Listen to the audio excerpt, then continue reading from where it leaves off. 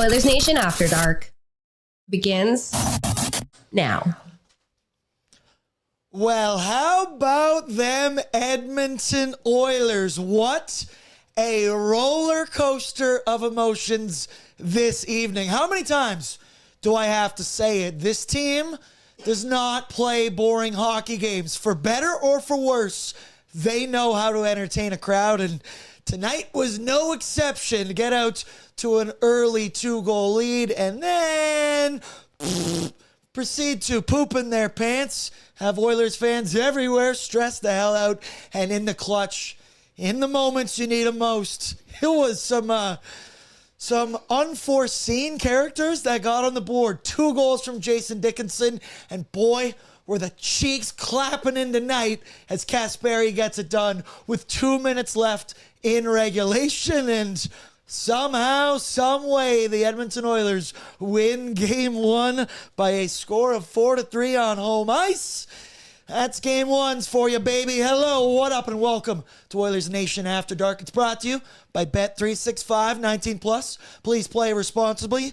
Take advantage of their 3-goal early payout feature or Kapanen multi-goals. Dickinson multi-goals. I bet that paid out pretty nice at Bet365. Joined this evening by the one, the only, Michael Menzies. Devan Dubnyk will join us momentarily. Menzies, do not tell Mikael Granlund that the entire right side of the net was open there with 10 seconds. Do not tell. I won't tell him. You hide this one from I'll him. hide it. I won't say nothing about it, but, That was wild. yeah, the end-of-game scramble, wild as the Oilers took the lead late.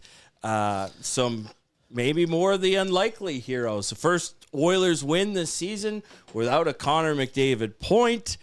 They come back in this one. It's their 7th win after trailing through 40 minutes.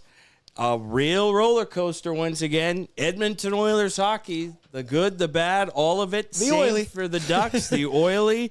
And we're back. Game 1 in the books.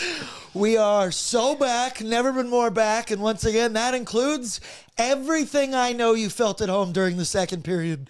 We were ready to put heads through walls, fists through walls. That's needs to be addressed. We will talk about it, how you can be so dominant in the first 20 minutes and then completely fall asleep, crumble. And yes, they figured out at the end of the day, Menzies, we said that this was going to be a run-and-gun affair up the ice. It might get sloppy at points. This game was everything we thought it was going to be. It was. It delivered on that notion, and certainly the Oilers were trending after a good first period. They were rolling. The Ducks take advantage of lackadaisical, poor puck management, but then the Oilers take advantage of some crucial Ducks mistakes where they get lost in their own end on the game-winning goal. And Radko Gudas, loses his footing on the tying goal. So the Oilers, they took advantage of some of their bounces. At the end, the Ducks could not. And they take a Game 1, which not too often they take Game 1s. They find a way once again.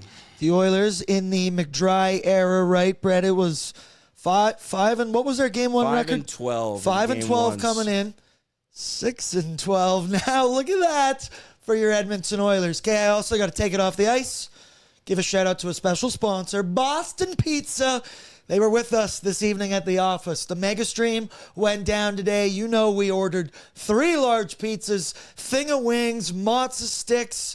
There was even more stuff in there. I don't even know what, because BP's is your playoff home. If you're hungry for a playoff win, which I know you were, you're hungry for Boston Pizza. Shouts out to them. Now let's get caught up into the chat because it's bumping in here right now. Let me remind you, there's a voicemail line active, so if you want your voice to be heard, if there's a take you want to get off, you want to thank Connor Ingram for being an Edmonton Oiler, you can do that. If you want to talk about the classic Bouchard turnover in the second period, you can do that. It's all available there, pinned on the YouTube chat. But We've made a lot of money for the Ben Stelter Foundation today, and we continue on After Dark. Shout out to them. Does incredible things for families going through very, very hard times. Palm Beach is in.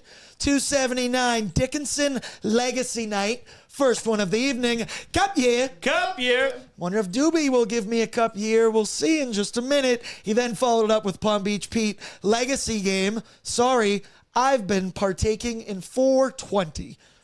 You are forgiven. You are forgiven. It's a national holiday here, anywhere. But when you get the Oilers and a 20-degree day, that's a 420 for the books, folks. Rusty. Either way, we're sweating. Either way, we got sweat on the brow. Rusty's got $5. That's a great time for the first win of the season when Connor McDavid is held off the score sheet. Let's go, Oilers.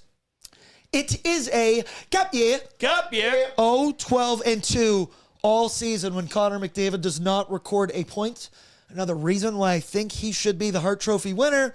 But the playoffs are a different beast. They're a different animal. And the Oilers got depth. We talked about it on pre-gaming. And once again, cheeks be clapping. And Big Comfy Chesterfield says BDE. Big Dickinson energy, and our cheeks are clapping, and talk about depth. Menzies, we mentioned it, and we asked Doobie, I said, am I right to feel so confident when games aren't played on paper, but you look at this Oilers roster, they did lose a forward in this game, Adam Henrique. That's a negative. We'll unpack that and let you know whatever update we get. The depth for the Oilers, with 11 forwards, got it done. Another night, and there's been a lot of them lately, where the Oilers are down to 11 forwards early in the hockey game. So, again, a lot of different line combinations. And, we touched on in pre-gaming. First game with this combination of players all in playing together. And maybe or not, they'll be back. We'll see. But, no, the Oilers, they withstood some mistakes. They got a little luck. And their depth came through, whereas the Ducks' depth, their fourth line was really making things happen. Their top line was really dangerous.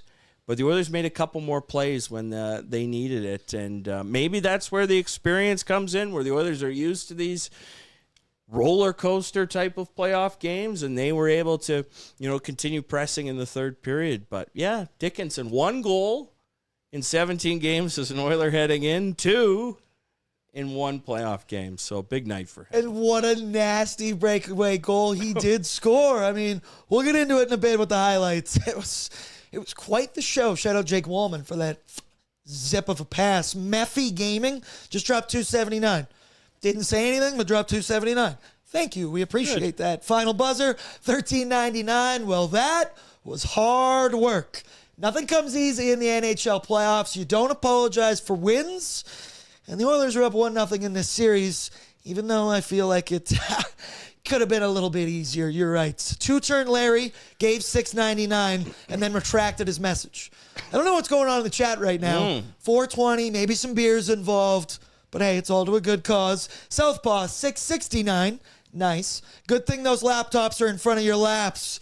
Kasperi Kapanen scores. Our Cuthbert, Hearts 4 Ben, 4 Tammy. Cup year. Mr. Burns, $10. Game 1 win in this economy. Cup year.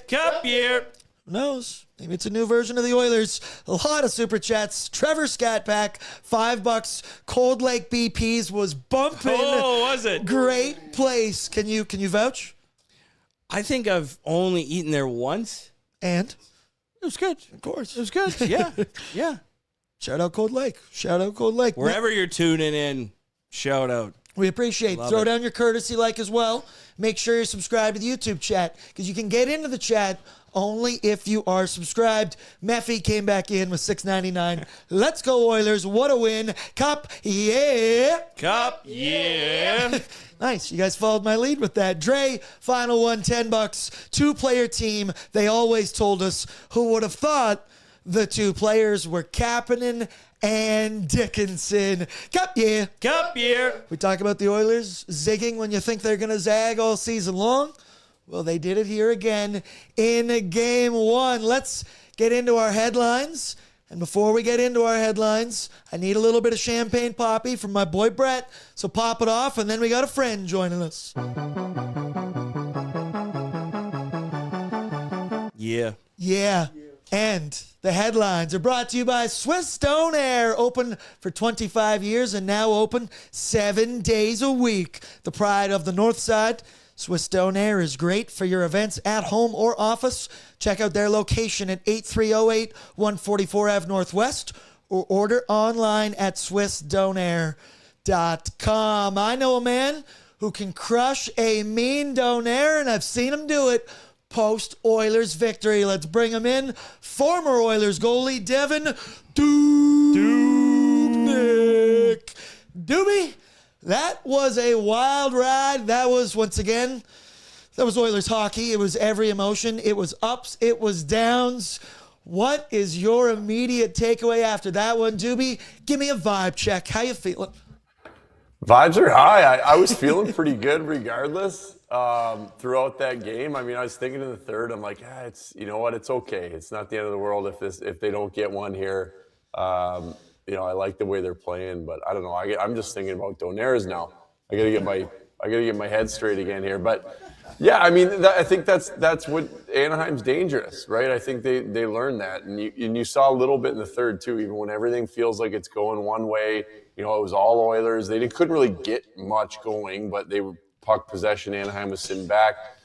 And then it just, it doesn't take much. Just kind of one play, and they've got those guys that can make some dangerous plays happen. And fortunately, Ingram stopped them. And then same thing at the end of the game. They've got the weapons. They've got the offensive talent that it doesn't take much, even when you feel like the Oilers are kind of going one way the entire time. And they defended pretty well, too. So it was a tale of thirds in this game. Every period, every 20 minutes felt like it was something different. The first period, good. Second period, bad. Third period, you got some clutch gene from a couple of Oilers, including Connor Ingram. Yeah. And I want to pick your brain about him, but let's start with the good. Let's start with the first period, Menzies, because we talk about vibe check, flying high after the first 20 minutes. The Oilers couldn't really play much better than that. Shots were 13-3, goals 2-0. We were talking, going, wow, is this going to be a party on Oilersnation After Dark? Is this? And you just knew the Anaheim Ducks or the Oilers, their two styles. Oilers might mess it up in the second, and the Ducks, they're the comeback kids for a reason. But men's first period, Brett, can you just play the Jason Dickinson breakaway? I don't even know what to call this. Not his injury. Well, there's a lot that. of Dickinson clips tonight. There's a lot. He did come back in the game, scored that goal, or the third one after an injury was occurred. But Brett, in that first period, if you can roll it for us, men's unreal pass from Jake Wallman out of his own end, which later, I think, in the second period, some stretch passes kind of became the Oilers' downfall. That was an unreal start, unreal play. And men's, what'd you think about the Oilers opening 20? I mean, shots 13-3. Pretty damn good start to the hockey game. Well, what I thought was interesting is that the Oilers had a variety of chances in the first 5 to 6 minutes of the game, but couldn't really crack. They had breakaway for Podkolzin was probably the best look out of that, but they were firing. Draisaitl looked good. He was getting looks.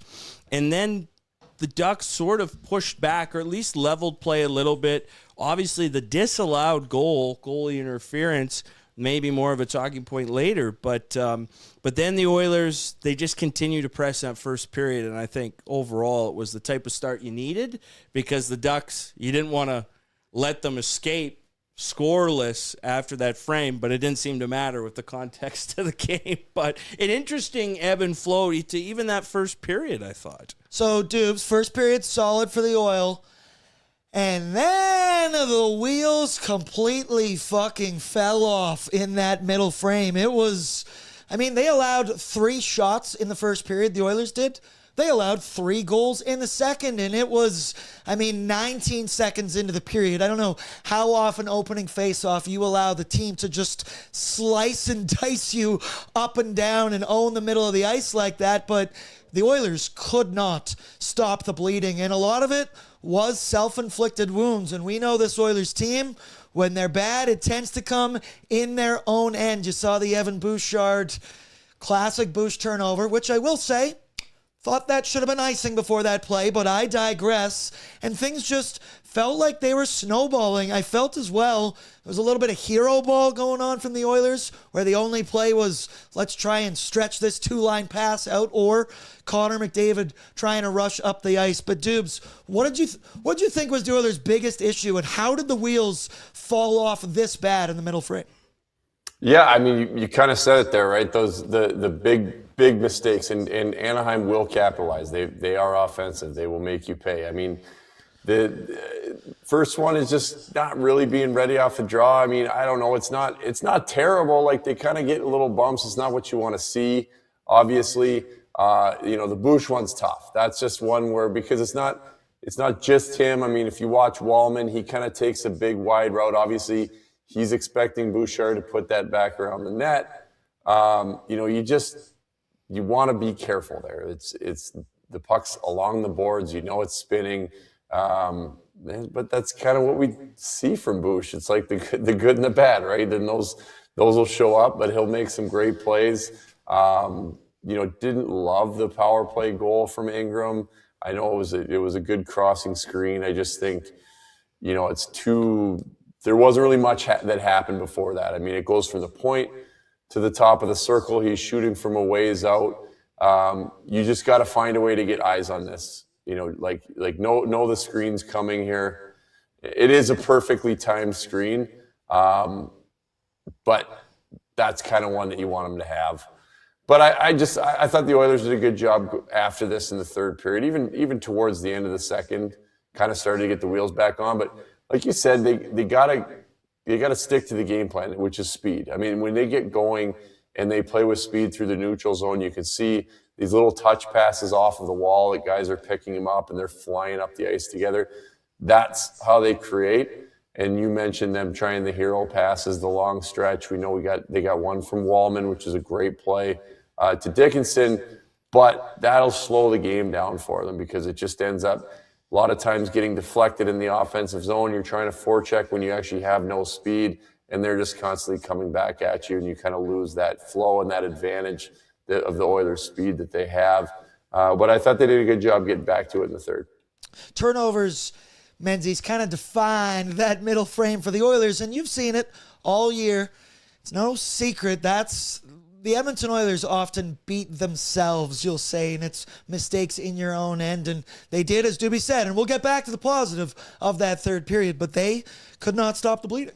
Well, and the Ducks play with speed, and their forecheck really started to get to work in the second period. And, the Oilers, really, the tale of their season is whether if they can manage pucks and break out the puck effectively, they're not going to have a ton of trouble. But if they get stuck like they did in the second period, and just the variety of D-zone and neutral zone turnovers, that really, it shortens the ice for the Ducks. They can get those easy entries into the zone to create offense, just like that 2-1 goal, where it's just kind of a breakdown on multiple facets. It's not any one individual's fault, but the Oilers, and just a lot of fanned shots and passes too tonight, and that seemed to gel whether their confidence was high or low. When things weren't going well, they were fanning, but when things were rolling, they were getting some real good one on the puck. It was a number of guys that, you saw Bouchard fan on some, McDavid, Leon Draisaitl, and then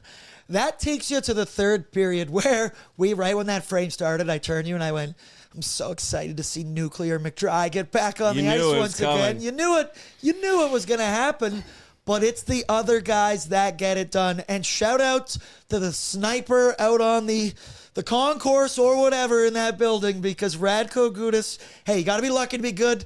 Good to be lucky. He falls down on a rush up the side of the ice where Matthias Ekholm takes full advantage of it. And I love it. There's so many times, Menzies, we sit in these seats and we go, shoot the fucking puck when you have the opportunity. And Ekholm sees him go down, knows he has a guy going on the other side of the ice in Jason Dickinson, fires this puck on net, rebound, shoots out right in front of Dickinson. Love that guy's shirt. Love all the celebrations in the crowd. They get on the board with that one, and you could kind of feel it, the energy back in Rogers Place once again. Shout out to the faithful.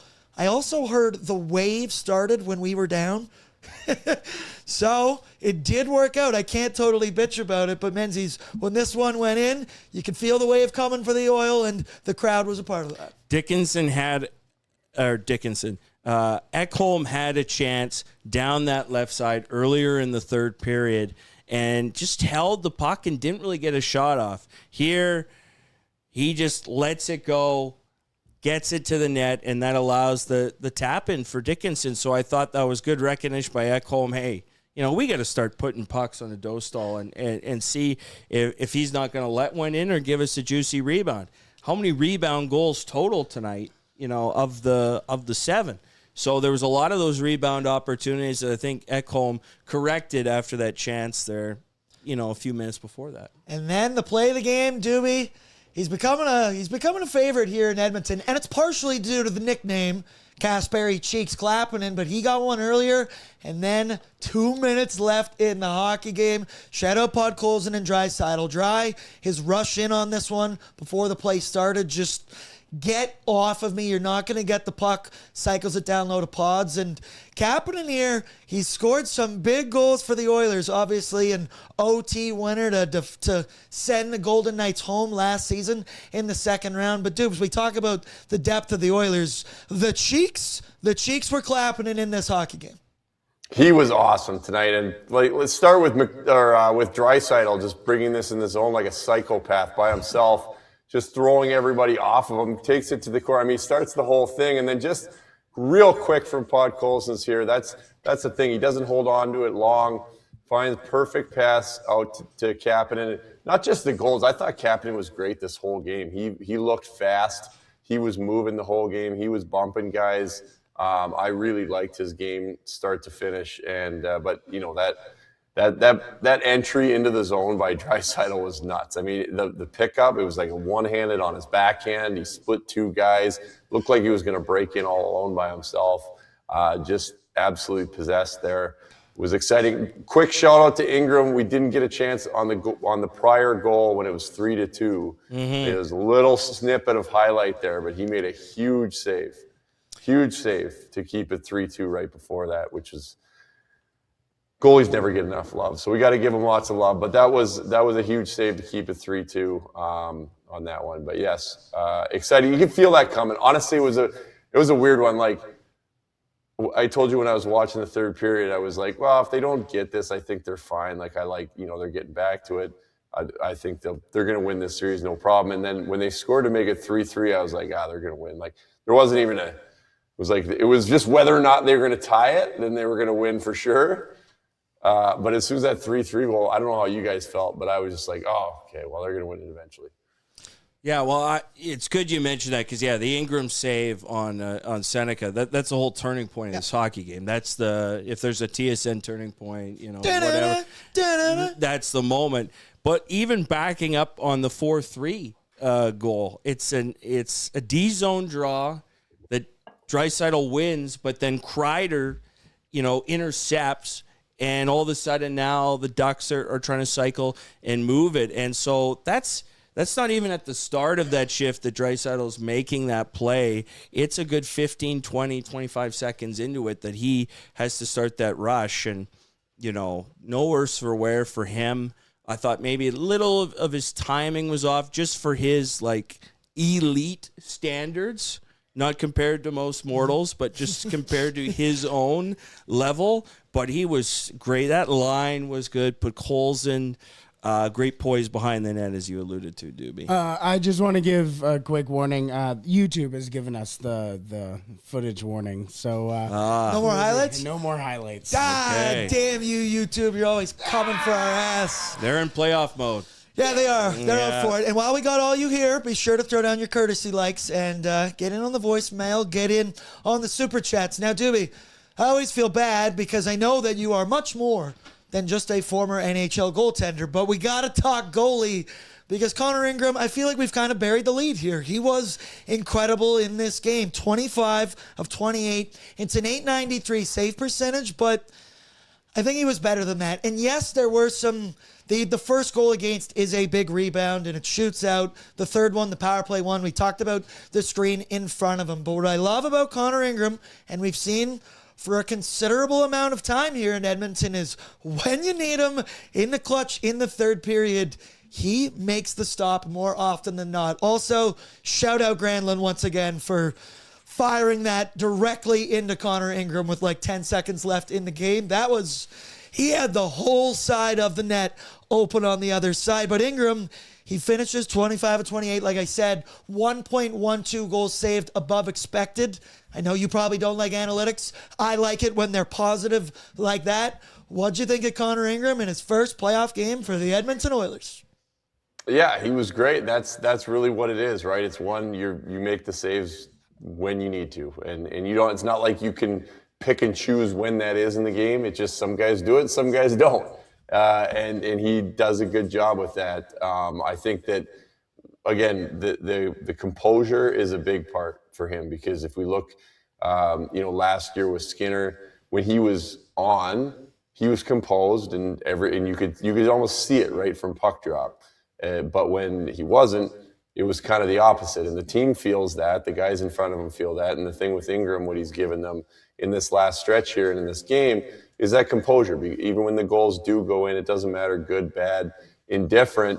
He's that same energy back there. He's calm. He's covering pucks. He's holding on. He'll make a big save after when you need it.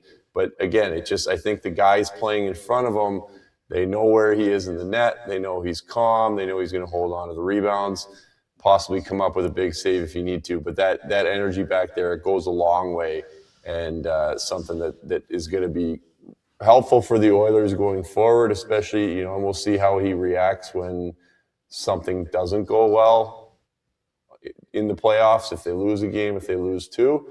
But I'm sure he'll hang in there, but he's a good presence for the Oilers. Well, I just thought Ingram got better as the game went along, because he didn't get tested a ton in the first period, just those 3 shots. There was a lot of shot blocks that play 10 seconds in, a little nervy with the puck, but he got better as the game went along. The Ducks outshoot the Oilers in the third period, 11-8. So Ingram was almost as busy as he was in the second period as the third, and gave the Oilers an opportunity to come back and win. So it was good to see how his game progressed after it could have been a night where you're wondering, could he have had that 3-2 goal? Why? What? Nurse takes that penalty. Discipline, especially teams, all those questions. They get pushed aside a little bit because Ingram makes some plays down the stretch of the game. Jason Dickinson, quote here, post-game, you want your goalie to make big saves, and he did. He was awesome, and he was one save better than the other goaltender on the other side, Doobie. Let's double down here. Lucas Dostal. Lucas. Yeah. We were curious if it would be Dostal or Lucas. They decided, the Rogers Place faithful, to go with the first name, which I think, Doobie, when you got a 2-syllable first name and last name, what bothered you more if people yelled Dubnyk or Devan? Which one would get in your head more, maybe if it didn't even get in your head? 100% Devan. That's disrespectful. You can't call someone by their first name. Like by the end of my career, if somebody called me if a player called me by my first name, I don't think I would respond. Like it wasn't even in my brain that my name was Devan. It's just weird. So I feel like, who used to do that was Danny Heatley. It was just throw you off. He would just call you by your first name on the ice, and he was obviously just like messing with you, but it would completely throw you off. He'd be like, "Nice save, Devan," and you'd be like looking over your shoulder, like, "What is this guy talking about?" So yeah, if they started chanting my first name, it would rattle me. I don't think I've ever called you Devan in my life, No.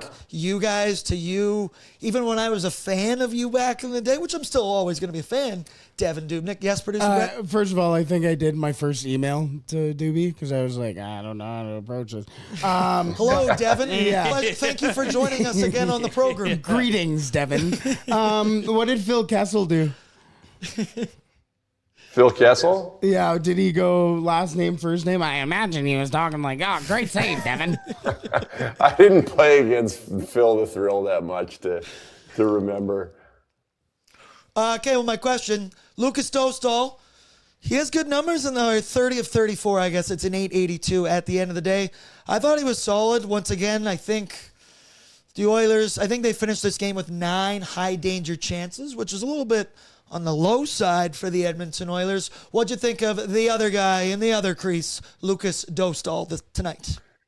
Yeah, he was fine. I think he is going to be good. He's a guy that doesn't to me look intimidating when he plays, but he gets the job done. It was the same thing in the Olympics for Czech. He doesn't look unbeatable, but then he plays really well. He's a really good goalie. So I think rebounds are going to be important as they are against anybody. But you could see some of the goals tonight with the rebounds, but. When you look at the goals, I mean, there's no bad goals by any means.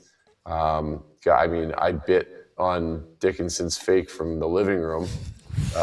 So you can't blame him for that one by any means. I mean, that was a fast twitch shoulder there.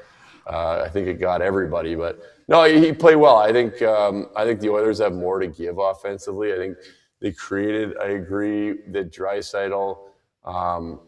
It sounds wrong saying, but if you want to say slightly off, nowhere on the ice, but around the net a little bit. That's just where I noticed, because he was incredible, up and down the ice. He was amazing. He was strong as anything we're used to seeing. Just seemed a little off just around the net, some holding on to some missed nets a little bit, a couple missed one-timers, stuff we're not used to seeing from him. I think there's a lot of missed nets by the Oilers today too, whether that's good defense and pucks going off sticks or guys just shooting wide.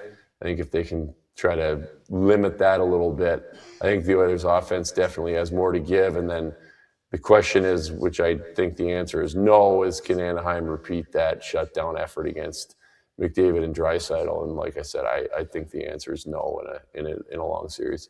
Well, how many times, McDavid, obviously he goes pointless, and McDavid was just okay.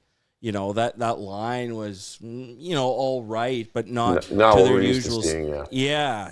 It was not that way. I think with Dostal, for him, the first 5 to 8 minutes were huge, because he's able to keep the Ducks level in that game when there were some big Oilers chances, and the momentum, the building, everything. So loud and so much talk about, well, they haven't experienced it quite like this Ducks team. I thought he was at his best in that segment of the game, to be honest. I think the Oilers had 7 shots in the first couple of minutes. They were putting on the pressure with Dostal. And then I guess I want to add on to it and chat. Let me know what you guys think as well, because it was a weird one for Connor McDavid, because yes, he finishes without any points, but he was all over it. He was jitterbugging, if you will. Jack Michaels, a very good line of his. But it felt like as this game went along, it was McDavid shot out of a cannon from his own end, trying to one-on a couple Anaheim defenders, trying to take it through and slice and dice through their defense, which I always feel so weird about, because I'm not going to fucking tell Connor McDavid how to play hockey, and he does slice and dice through teams a lot, but Anaheim was... we've seen a lot in the playoffs where teams have a concerted effort to put multiple bodies on him, and they would kind of jam the offensive blue line where McDavid's trying to cross into the O-zone, and there were a lot of turnovers, and it even applied to the power play, Doobie, where don't think the Peeper looked so good, even though Leon Draisaitl was back. Yes, they had their chances. The weirdest part of the power play was kind of like the banging your head against the wall, just trying to keep entering it the same way with 97. But as I said, I feel very weird telling Connor, and I'm not ever going to tell him how to do things, but what did you think about that part of their entry style and what McDavid was trying to do out there tonight? Yeah, that's what they want, and you got to give some credit to Anaheim doing a good job. And the thing with McDavid's speed and just unbelievable talent is it just takes one guy crossing over the wrong way, and he's through and gone. And that's the thing. He's always just looking, and he's so smart. He's always just looking for little things, little holes to jump through and stuff. So I think Anaheim did a good job, and sometimes you're going to get that. Now, again, is that sustainable? No, they're not. They can continue to try to do it. But, I mean, a couple things are going to happen. One, he's going to get through, or two, they're going to make an adjustment. They're going to go back and look, and if there's something little, even if it's popping it to somebody where he just puts it off the wall lightly and McDavid continues on, just something like that. They're obviously not going to go start dumping the puck in, which you don't want to when you have a guy like McDavid to do it. But you're right. I do think a lot of it was Anaheim doing a good job. And can you do that for an entire playoff series with that guy coming, skating downhill at you? I don't think so. Well, and that's where I think maybe McDavid's best chance was on the penalty kill. In the second period, where right at the end of that kill, he gets a bit more room out there to try to create. And, the penalty kill was an interesting situation because Henrico's down early, and then Dickinson's down. We aren't sure. They go to commercial. They start the PK. He's there, but they score 5 seconds later. But McDavid had that look. That line created a great chance for Wallman, too, in the third period, right off an O-zone faceoff where they were able to free up Wallman. So there were those moments. But, un-McDavid-like overall. Maybe a win for the Ducks in this one, but a win for the Oilers because, heck, they're 42nd victory of the season and their first one without a McDavid point. That's how. Oh, sorry, Dubes. I was just gonna say that's how outrageously good this guy is.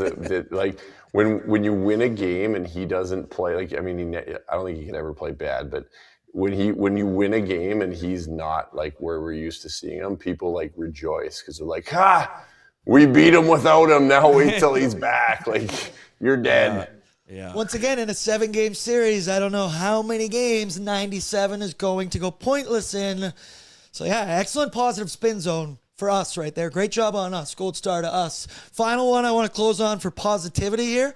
I thought Jake Wallman was awesome in this hockey game, and he's had his struggles, his ups and downs this year. We've seen him forget how to make a line change, a number tough errors in his own end, but bang, game one, round one, he looked like the Jake Wallman from last year's playoffs, and that playoff showing is why he got an extension this year. But dude, he had it going. Obviously started with that insanely nice breakout pass on the tape to Jason Dickinson, and he caps off the highlight with a disgusting move on Lucas Dostal. But Wallman was physical. He started one of the first scrums in the game, first whistle, completely unnecessarily grabs someone, gives a shot, and just sent the message, I will not be fucked with in this 7-game series. And he was moving around. There was the Oilers. I think they were down in the third, or maybe it was a tie game, but it was an icing ozone draw, and they put out McDavid, Draisaitl, Hyman, Bouchard, and Jake Wallman, and he ended up getting the chance at the side of the net. And we believe in Jake. We love Jake the Snake. My producer got a tattoo for him after he lost the block shot bet last year, but he looked good in this game, Doobie. And the fact once again, we talked on pre-gaming, the second pairing of Nurse and Murphy kind of settled things down a bit. And if you can have Jake Wallman playing like that on your third pairing, I like the look of this Oilers decor. Yeah, he can be very dynamic, and it's funny because I got to be honest. Right before he made that pass, I was like, "Dude, move your feet! Like, you're just like you're not gonna make that pass. You telegraph. The whole rink knows you're looking for that pass." And then it was just like, zoop, perfect, right on his tape for a breakaway. And I was like, "All right, never mind." But no, he's great, and when he is going, like he is dynamic. He'll do spinoramas. He scored some big goals for the Oilers last year in playoffs. So if he can provide that offense, that's huge. He created that great chance, or everyone else created it for him. Unfortunately, out of those 5 guys on the ice, probably the last one I picked to get a chance out of that. But the other guys worked out of it. But I do think, and I don't think Emberson played much in the third, did he? As it was going on, not a ton. I think they looked like they went down to 5, but Yeah, it's some guys just step up in playoffs, and Wallman's kind of got that like swagger to him a little bit, where the playoffs can kind of bring that out of guys a little bit, and Jake Wallman seems to be kind of that personality. You got anything else? No, I got great. one thing that I do want to touch on. +2 assists for Wallman tonight. Doobie, is it 12:42 a.m. your time right now where you are? It is, yes. Grinded. These first round series, I always feel bad, but we love and appreciate that you're hanging with us. I thought it was going to be overtime. Yeah. Right? Every time we go to OT games, I just think about Dubes sitting, and I always go, he's probably watching like alone in his basement right now, and he's trying to stay up. Do you have a Red Bull? Do you have a coffee, or did you do it all natural? No, all natural, just fake beers. Usually when it goes to overtime, my wife lets me go watch it in bed, and she just closes her eyes. And then I gotta get up and get dressed again and come back down and do this. I always have to get dressed before this show too, and I'm not even on camera. Yeah. Hey, I'm not wearing pants. Hey, all right, Devan Dubnyk, we love you. We appreciate you. I don't want to keep you any later. You'll be back with us Wednesday for both pre and post, yes? Yes, sir. Bang! There he is, former Edmonton Oilers goaltender, host of Ask Doobie, and straight up fucking beauty, Devan Dubnyk. Doobie, we love you. Sleep tight. See you, boys. Thanks, buddy. There he is, Dubes. Unreal. Unreal guy. You know what else is unreal? Capital GMC Buick. You like what I did there? Got to find a way to work them in. Shout out to them. Check out their extensive inventory of top quality vehicles like the 2026 GMC Terrain Denali or the 2026 Sierra Denali Ultimate. Capital GMC Buick is Edmonton's highest volume GMC dealer and the #1 certified pre-owned dealer in Alberta. They are dedicated to providing you with the best possible customer experience, and they are rated #1 GM dealership in the country by Dealer Rater. First night hanging out with Devan Dubnyk on pre and post. It was fun. It was great. Good beauty. It was great to get his perspective on things, especially with the goaltending stuff, and just that, he understands what it's like. Something like that 3-2 goal, I wasn't enamored with as someone who hasn't played goal before in the NHL. I don't know if you knew, but me and Menzies never played in the show Didn't before. play in the National Hockey League, but no, and great props to Ingram for getting better as the game went along. So yeah, happy for more Dubnyk. More Dub? Oh, it's not 420 anymore. Oh no, it is still 420 for us. Yeah. Shout out, double doobie on 420. Should we get into the good, the bad, and the oily? Because it's brought to you by Oodle Noodle. Download their app, go in store, dine in, take out. However you do it, just do it. And take advantage of the $2 deal on top of any regular or premium box. For just $2, you can add 2 green onion cakes, 5 spring rolls, or 6 deep fried wontons. Wednesday, Oodle Noodle Day. It's been a minute since we've done it. That's true. It has been a minute. Yeah, I'm down. I'm down for sure. Not going to complain. I knew you. Were you guys going to say no to that question? Yeah. Shout out. All right. Kick it off with the good producer, Brett. And we went with the depth scoring from the Edmonton Oilers. You're going to hear it a lot. The Oilers 0-12-2 when Connor McDavid does not record a point this season. Leon Draisaitl does get 2 apples, but not McDavid. And it was... Doobie texted me earlier in the game, or basically, 58 minutes into the game, after Cheek scored, and he went, who the hell had Dickey and Cappy on their bingo card for multiple 2-goal nights? If the wheel would have told us this, wow, I don't even know if I'd be hosting this show right now, because I would be rich. But they were awesome, and it was a team effort, and you go through what depth means, and there's guys like Colton Talk, dude. He played 8 minutes in this game. He was effective. He had 8 hits in the game. Guys like Pod Colson, 2 apples. He gets on the score sheet there, still drops 7 hits. And then he's back in the NHL playoffs. Zachary Martin Hyman registered 8 hits of his own. And depth scoring is the good. The depth of the Edmonton Oilers was great tonight. Yeah, they found a way when segments of the game weren't going well. They found a way. But Dickinson, really, that whole shot fake goal, I didn't think Dickinson had that in his bag. I mean, we've watched Dickinson now for a good chunk of the year. He's had some good looks, a little snake bit, yes, but you can tell why he's, maybe fallen to more of that bottom 6 guy where, he's hit double-digit goals once. But that was a goal scorer's goal,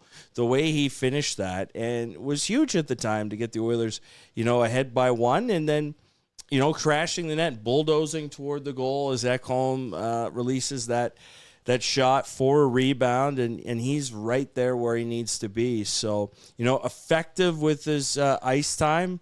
I'm curious to see how he's feeling after this game, because he got mixed up with Washi and then was on the bench and, seemed to be in pain. And so I think it's going to be something to monitor here for the Oilers going forward.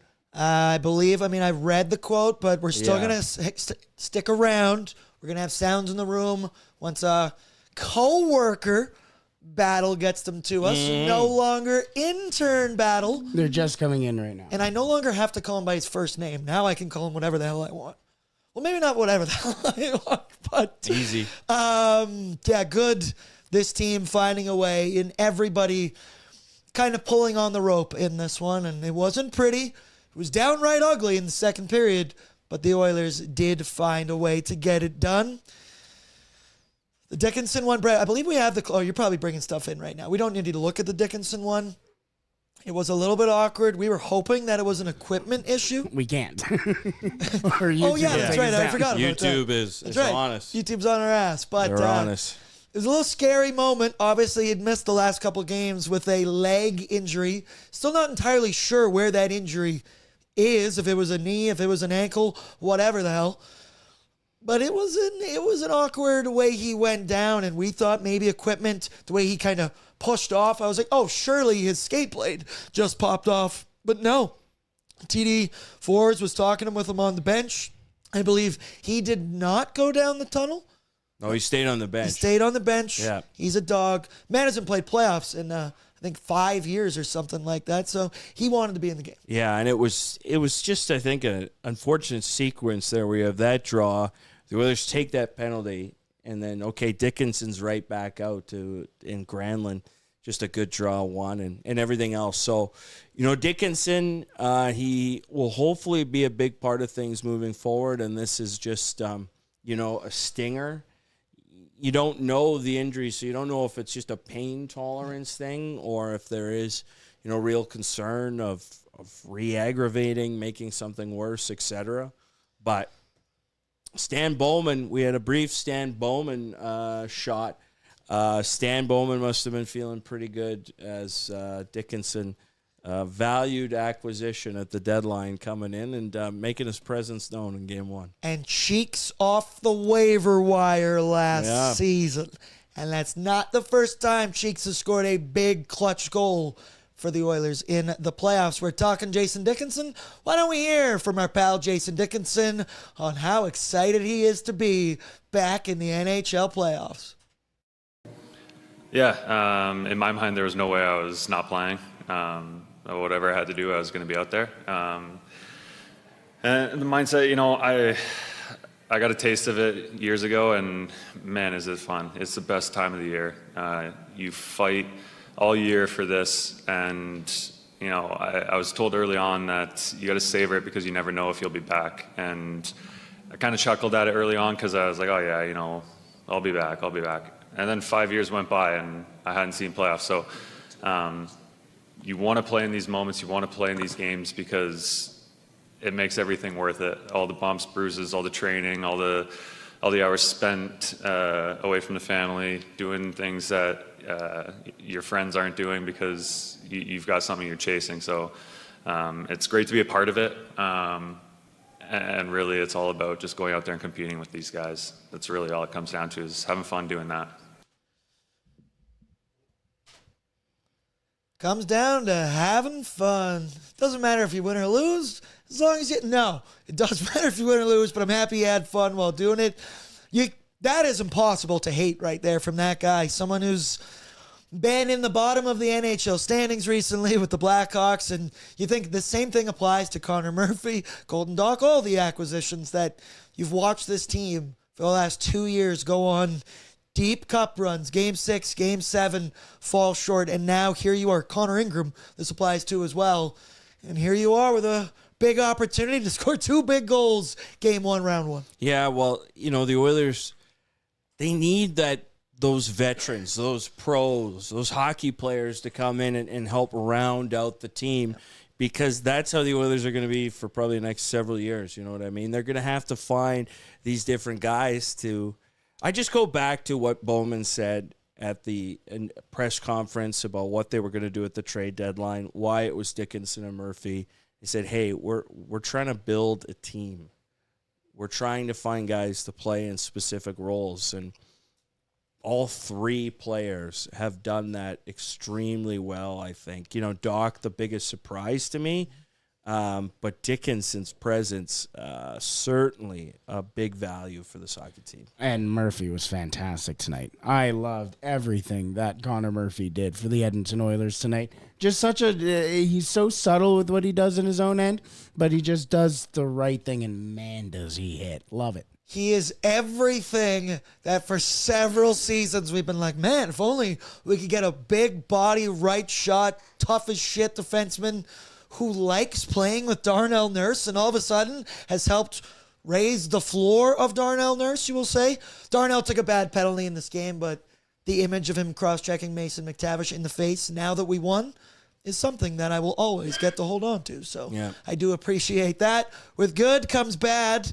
There's actually two things. I'll go through both, but what we have here is the second period, and no shit, man. It was hard to watch for that middle 20 minutes. The Oilers, 19 seconds in, get scored on, and they can't stop the bleeding. And it's a lot of self-inflicted wounds, turning the puck over in their own zone. Yes, give the Ducks credit, because I felt like in the first, they really sat back and maybe tried to clog up the neutral zone and that type of situation. Give them credit, adjusted in that second, and they put the pressure on the Oilers. And, man, we were quiet here at HQ during that period, as Rogers Place, even for a playoff game.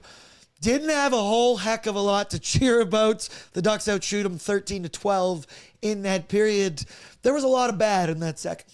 They couldn't manage the puck. They were fighting it. The simplest of passes became difficult, but they couldn't make those plays under pressure because the Ducks' speed. Okay, now they were coming much harder on the forecheck, and making those plays under pressure became a huge challenge. The number of D zone and neutral zone turnovers gave the Ducks a short amount of ice to go in and attack, and they used that. So the second period was not good. Specialty teams pretty much all contained in that second period, and they weren't very good for the Oilers tonight. The power play, a look maybe here or there, but largely just disconnected and trying to do the same thing over and over again, and the penalty kill gave one up pretty quick after the start of the PK. So they go -1 on specialty teams, but still win 4-3.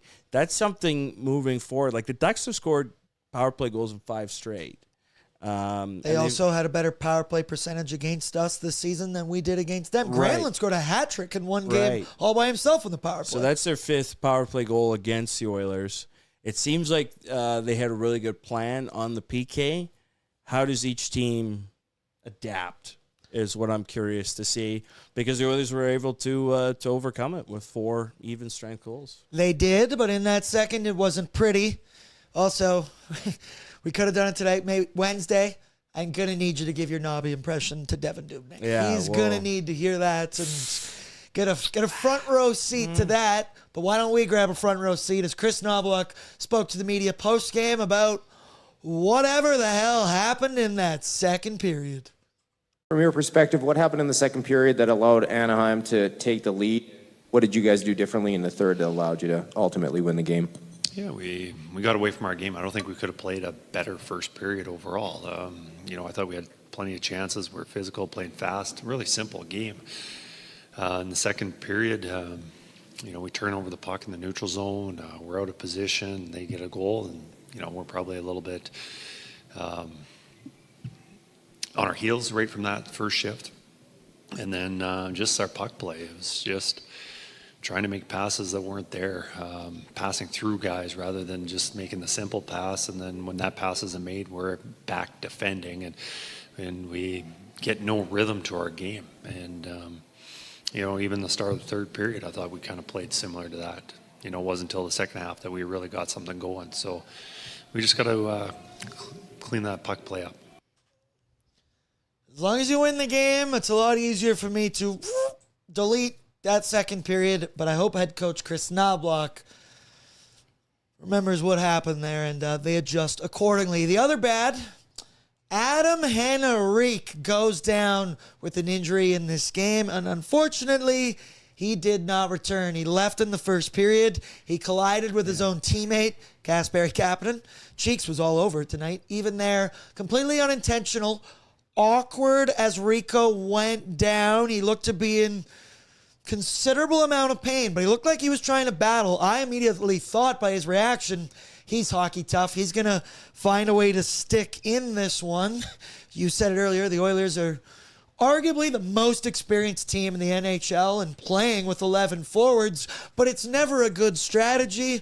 And say what you want about Rico, his lack of production this season offensively. Sure, there's a reason he was in this lineup over a guy like Josh Szymanski. He has the trust of Chris Knobloch. He's great on the penalty kill for the Oilers. And, hey, it's a good thing that we have some competition in there. Curtis Lazar didn't play. Josh Szymanski didn't play. And that those shoes can be filled. But Michael Menzies, always tough watching one of your guys go down. Well, especially because it was early in the hockey game. So now, again, you're playing with 11 forwards. What combinations are going to go, especially because two of those centers are just coming back in for their first game. So, not that they aren't capable, but it just throws a bit of a wrench into the plans. And I don't know, I'm just reading a quote from Jason Gregor here of what was said. Yeah. But they're going to find out tomorrow how long he'll be out. We will miss him, says Knobloch. So, I get the sense that this might not look very good. And I think Josh Szymanski's capable to step in. In my ideal lineup, You had him in? Yeah, I would have liked to seen Szymanski in. I understood why they went Henrique. Wasn't going to, bitch and moan about it too much or anything like that. I get it. There's a lot of playoff experience with Henrique. For the Oilers, you just want to have as many healthy bodies as you can right now. You want to be able to have the choice of whether to play Szymanski or Henrique. So hopefully the prognosis is good, and now reporters get to lead off every. It's been funny the last few days about the lead off to the Knobloch interviews. So where are we at? What's the update here on Draisaitl? I thought we were past that. Yeah, I thought we might get again. They're coming in. These 19 players haven't all played together in a game. Well, we may need to adjust again. So. Yeah, once again, the quote, we will find out tomorrow how long he will be out. We will miss him. Knobloch on Adam Henrique. But the positive spin zone is you have a fully capable young player in Josh Szymanski who played 24 games this season for the Edmonton Oilers. Yep. If you tell me that back in September, I would say, what went wrong for that to happen? But, dude, he's been up. He's played considerable minutes. I'm looking at his game logs. The last couple, 14-30, 13-11, 11-something. He's been solid. He's still yet to score a goal while shooting the puck, but I'm not going to hold that against him. And he's had extreme chemistry with Colton Dach and Trent Frederick when they were playing on the third line. They're on the fourth here. I got all the confidence in the world in Josh Szymanski, but no way to hide it. That sucks about Adam Henrique. With good comes bad. With bad comes oily. And Chad, help me out if there's something that you think should be a contender for the Oilers. We were kind of struggling. We just said the disallowed goal that happened right at the beginning of this game. Maybe we should ask Doobie about this, actually. The one question I was going to ask him was, what's a goaltender's reaction when you want to go freak out to the referee? Do you just start screaming in his face? Do you do it politely if it's a 7-game series? Are you playing the long game like players in the NBA? Can't go too much at the referees. It was a weird collision. I think it was the right call. You agree? Yeah, well, I think it was just a moment in the game where, again, largely the Oilers were in control. And then the Ducks, if it wasn't goal interference, let's say it was a good goal, would have been interesting to see how the Oilers would have responded because they did have the majority of the play. And as you said, I think the shots at one point were 7-0 or 8-0, and it took a while for Anaheim to get their first shot on goal. But I thought it was the right call. I thought, I just thought it was funny that everyone's lasting memory out of Oilers Ducks 9 years ago is uncalled goalie interference, the comeback, the 3-goal lead, Game 5, holding the pad, whatever. And immediately the first goal in the series is taken away due to goalie interference. I thought, wow, okay, this is deja vu. We're getting one all back. over We're again. getting it back. Where was this when we needed it then? So I just thought that was cute. It was clear as day that it was a goaltender interference. I don't think even the Anaheim Ducks would tell you otherwise. Only other candidate I have for Oiley is the fact that Mikael Granlund shot that puck right into Connor Ingram with 10 seconds left. That's, once again, it's in the heat of the moment. It's so much easier said than done. I would miss the entire net if I was in that situation, but I don't get paid like Mikael Granlund does. I've got one. The camera they used to go to Robert Clark for the exposure. was, Whoa. I was like, what happened to the quality? What's going on? And then they switched. Okay, it was just this specific camera. They were trying Rogers. They were trying something new. They wanted to try. It's the playoffs after all, but it was just a weird moment. That was a weird moment. Oiley, also the Rogers Place crowd. Everybody was back in. We saw Neon, the streamer guy. I think it was a Rogers. We saw Shoddy Mills and Neon together. Wow. That's absolutely insane. That's a combination. I don't even know how to describe that combination. I'm speechless. And the fact that we are even talking about this shows A, how chronically online we are, and B, if anyone. Well, I love Shoddy Mills. That's big for Shoddy. Yes, but the fact that we Neon also sucks. are like, he does suck, but the fact that we're like, Neon was in town. Yeah, man, if you're in the chat and you know what we're talking about, you're just along with the brain rot as we are. I had to be told. Yeah, I was informed of Neon, and You didn't know? no, That's a good thing. It's I funny am. because I kind of clocked into how like chronically quote unquote online I am because of other YouTube videos that talk about these other people. I've never consumed any of these people's content, but I have from other people. Awareness piece. It's a weird world we live in, brother. Hey, Yeah. I told you. I'm a clavicular guy. Sue me. Yeah. Sue me. That's nuts. He's awful, but he's entertaining, and you can't look away. Just to add on to the Oiley, Connor Ingram made that unreal save. I guess he made several unreal saves in the third period. Yeah. He was big for the Edmonton Oilers. Gets his first career playoff win. Cup year. Cup year. Clap it up for Ingram. Yeah. We appreciate that. Okay, top 50. What was going on with top 50 stats Okay, tonight? I got to find this because top 50 Oilers stats was firing things from the hip in this game and said, where was There this? was a very preemptive tweet that I think was a mistweet I from think what he. it was deleted. Yeah. It was deleted and then now tweeted again. But top 50 stats tweeted out Connor Ingram became the 14th goalie to win a playoff game in Oilers history right when the puck dropped. Yeah, 8:23. We assume those were drafts, and we Yeah. love Oilers top 50 stats. You're a great follow. Everyone Absolutely. should follow. But I turned my laptop to you, and I didn't Showed say me. anything, and I was just like, oh, shit, boys. Take it down, top 50 stats, but a good And they did. resource. And they did. Connor Ingram spoke to the media post-game. He's been delivering classics with post-game interviews recently. So let's hear what he had to say after his first career playoff dub. It was awesome. I mean, the bulk of my career I played out of Mullet Arena, so to walk out the tunnel today it's a different animal. It's loud in there, and it was fun. I mean, after the anthem, one thing I always do is just kind of smile and take it all in, and that was one today where I was like, this is cool. Yeah, it took me 4 tries, but I'll take it. No, I mean, it means a lot. It's been cool. It's been a wild year, and I hit 100 games, 50 wins, things like that. Just small little accomplishments along the way. It's been fun, and it's exciting to do it here. And every time we do it, Jamie makes me a little plaque, so it's nice. How could you not absolutely love this dude? I didn't even know what that interview was about, and I said it was going to be electric. He gave us 2 electric quotes right there. Mullet Arena. Shout out Mullet. I've been there. let's just say Rogers Place drastically different than Mullet Arena. In Game 1, Round 1, the Orange and Blue faithful were ready to go and re-sign this man yesterday. He becomes the 14th goalie in Oilers franchise history to register a win in the playoffs. Don't want to be too early on that, but top 50 stats. Add him to the tenable Had it. list. That's Oilers right. starting goalies who have grabbed a win in the McDry era.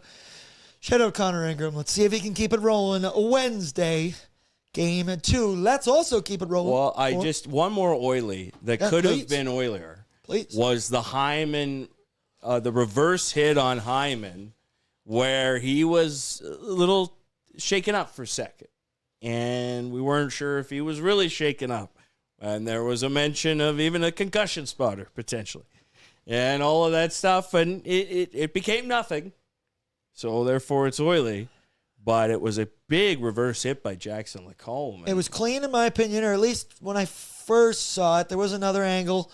Either way, the important part of this is we hope Zach Hyman is okay. He stayed down on one knee and looked a little bit stunned after that one. Once again, I'm not a doctor. I'm not any type of medical professional. Who cares what I think? But I think the announcers were talking about it. I think TD4's realized it as well. But shout out Hyman. He wasn't going to be taken out. I also like that he stayed on the one knee to, hey, don't give him anything for you to overreact. That's always like NFL players. They're like, hey, stay down. Because if you get up and you kind of wobble and whatnot. But the important thing is that we presume he is okay.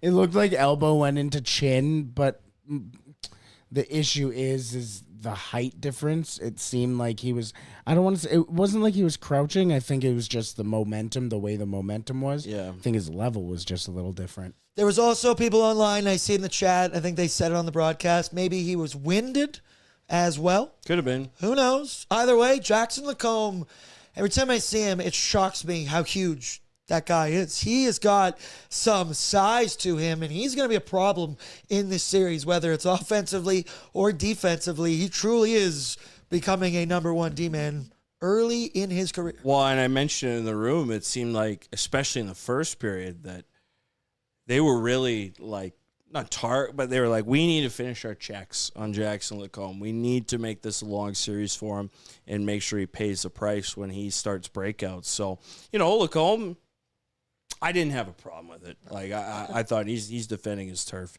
Hard hit, and Hyman's good to go, and that's important. And so are we good to go.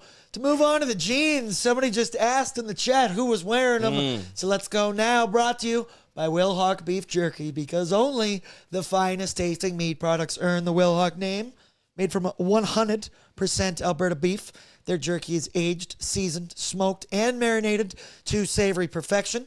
They gladly fill orders of any size, and you can find their jerky, sausage, and other products out of their Leduc location. For more info, head on over to WilhaukBeefJerky.com.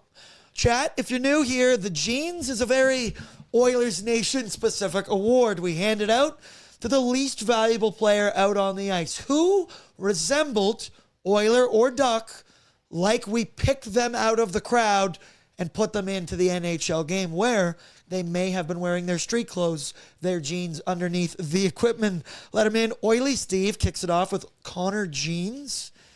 I can't say that because it's like Doobie mentioned, one defender catches an edge, doesn't have the right angle, and Connor McDavid has another highlight reel goal. If Radko Gudas gets sniped from that sniper and falls down, or McDavid's putting on one of those rushes, we're going to be calling him the greatest player, what we do all the time, that's ever walked the face of the earth. So I can't give the jeans to Connor, right? I can't do that. No, I think Gudas, no way. if you want to, play the both team game, I think that's a funny moment too. I think it's Evan Bouchard. I think Bouchard in his last 10 or so games hasn't quite had the urgency in his game where it needs to be right now. And I think it can come. We know it's there. But tonight, there's especially, obviously, we know the 2-2 goal. He kind of nubs the puck with like the end of his blade, and then it gets ricocheted free. But there was a moment with about 3 minutes to go where Bouchard had time and space in the corner, and all of a sudden, he's poised with the puck. Oh, wait, no, he's not moving it. Now the Ducks, they got a second chance in the zone. The puck did not get out, and Anaheim, had an opportunity. Eventually, the Oilers, transition ice. But, I just think Bouchard, he's got another level to his game. It's time to start seeing it. He needs to just play quicker, make his read quicker, move the puck a little bit faster, and it'll help him out big time. We've been nice. We haven't really mentioned it a lot, but yeah, Bush was fighting it in this one. It wasn't just the one turnover that leads to the goal against. There was an urgency, and it's been true for the last several games here. We talked about it all the time. The Oilers' power play and how it was lacking without Leon, without Zach Hyman. And you need the alpha. You need the Bush bomb to be ripping from the point. It is a gift that not many players in the NHL have, and he's just not letting it rip. Maybe he's not trusting himself. And we remember the last 2 playoff runs for the Oilers. The Bush bomb has been a massive part of it. Whether it's hitting the net, going in, or just taking out a defender in front, the Oilers are better when Evan Bouchard is ripping the puck. I could also say the Oilers' power play could be wearing the jeans in this one. We keep mentioning it. The attempted rushes to get into the zone, I did not like that from the Oilers. Brad, you got anything that jumps out as a candidate for the jeans? Mr. Burns said Janmark, completely invisible tonight. Didn't see him. True. I would say the wingers on the third line. Totally forgot Ryan Nugent-Hopkins. And honestly, when I was thinking about this, I was like, Jack Roslovic. But then I was thinking about who I was going to say when you tossed me. And I sat there and was genuinely going to ask you, who is the winger on that third line again? Yeah. With Nugent? Honestly, forgot that he played. There was a shot that they showed, I believe it was the second period, where Roslovic kind of flew by and gave a hit, quote unquote, to the defenseman. He just kind of, it was the definition of rubbing the guy out.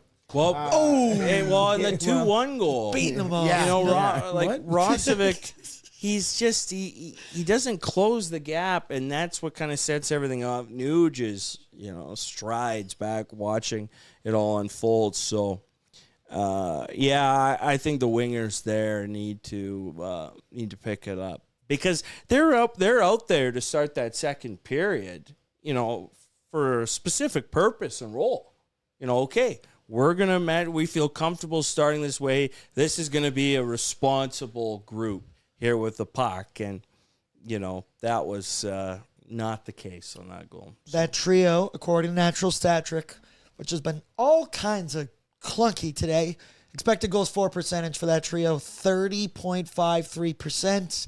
They were outscoring chance. High dangers were actually 1-1, and just not great for them. But I will say, for my jeans, I'm giving it to either Mikael Granlund for doing that at the very end of the game when he could have silenced that Rogers Place crowd. Man, we'd still be watching hockey right now if that one. It felt like we were going to see triple overtime. But the other thing I could say is the Oilers' power play, and not that he deserves any amount of jeans. Leon Draisaitl was in his first game back with the Oilers, and we kind of all talked about how, the moment Leon's back, the power play will just be, they'll just figure it out again, and they'll score every single night. Leon from his office. That wasn't quite the case this evening. And Brett, I believe we have Leon Draisaitl talking post-game about his return and his time on the power play. So let's listen to Leon Draisaitl. I felt okay. Certainly going to take a couple games to really be myself and really trust myself again. But for a start, I thought it was okay. With your game and maybe need a little bit of time here, do you feel like the power play is the same? Will it need a little bit of time? I mean, we had obviously not our best, not our sharpest, but there's a couple looks there that, if we didn't, or if I didn't miss a couple weeks, I'm much more clean on those, and there's a chance to connect on it. So certainly we'll chip away at it and be better next game. They'll get where they need to go It's the Edmonton Oilers at the end of the day, but you heard there Leon say it's going to take a couple games for him to feel entirely comfortable again. He hasn't played since I think it was March 15th or something like that. Yep. It's been a minute. It's a work in progress. That's why it's so sweet. The depth scoring got it done for the Oilers tonight. Well, there's few players that can have 2 assists in a game, and you're like, yeah, they're pretty good. But Draisaitl, I thought early on, like he had his step, he was shooting. That's going to come in time. There's really the concern level is so low on that. I'm willing to say 0 compared to so many other things. So, yeah, I mean overall, and I read a comment, and I somewhat agree. Like this was a B type of game for the Oilers overall. Could have been an A if an A plus if the first period just held. Could have been a C or a D if the second period held. So you know what it was? You know what letter it was? A W. It was a W. So well done, and that's what's going to be the thing for the Oilers. Moving on this series. I mean, they need to find an answer for the Troy Terry, Chris Kreider, Leo Carlson line. They were terrific in this hockey game, and some moments for some others, but that line in particular was just filthy, and had the Oilers just struggling in the second period. So they need to answer some questions here the longer this series goes along. But the Oilers, they'll need to play better too. I think they like aspects of this game.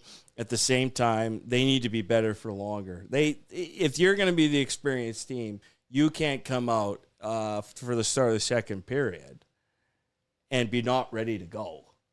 And they weren't ready to go to start the second.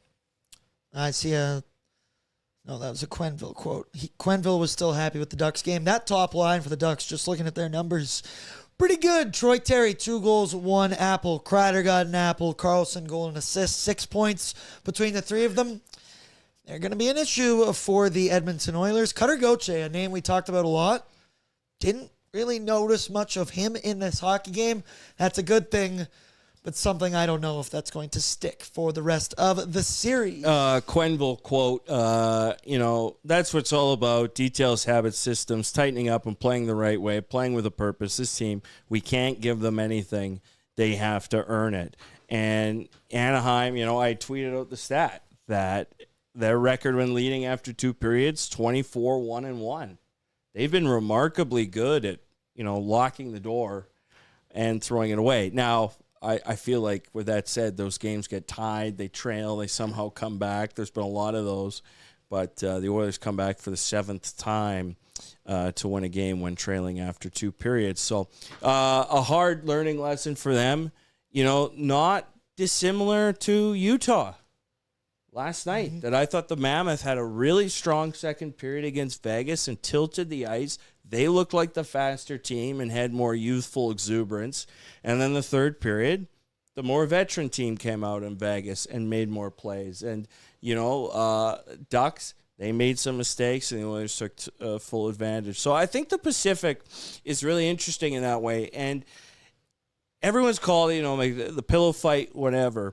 But 4 of the teams, and then if you include Utah, 5 of the teams who are top 10 in expected goal differential are the 4 Pacific teams in the playoffs and Utah. An expected goal differential is a strong correlation to being a Stanley Cup winner. I think 9 of the 10 last Stanley Cup winners have been top 10 in expected goal differential. So just a note there about, this is the weak part of the bracket, everything else.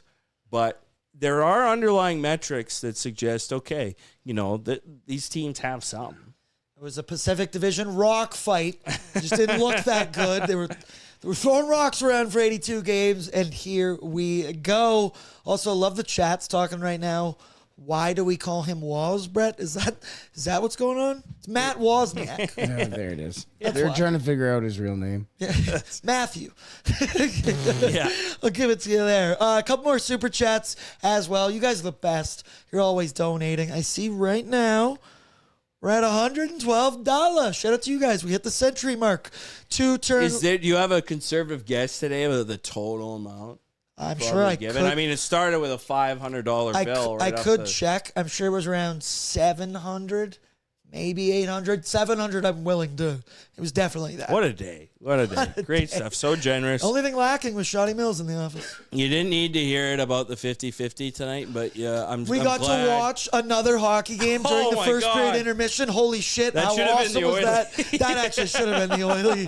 Carolina game, Ottawa game, that was oily. To have that game on the second screen with no volume, very confused on what happened with the offside review. That was a penalty shot that didn't get scored on, but the same guy ended up scoring the OT winner later on in the game. Crazy. Wild one out in Carolina. Should have had some volume on. I'm still confused as to what. Chad, help me out. Why was that a penalty shot? Okay, so it was Martinook. What's his first name? JD. Jordan. See, Jordan Martinook? I always called him Jordy Martinook. And I made a post earlier this year on Hockey Fight saying Jordy Martinook.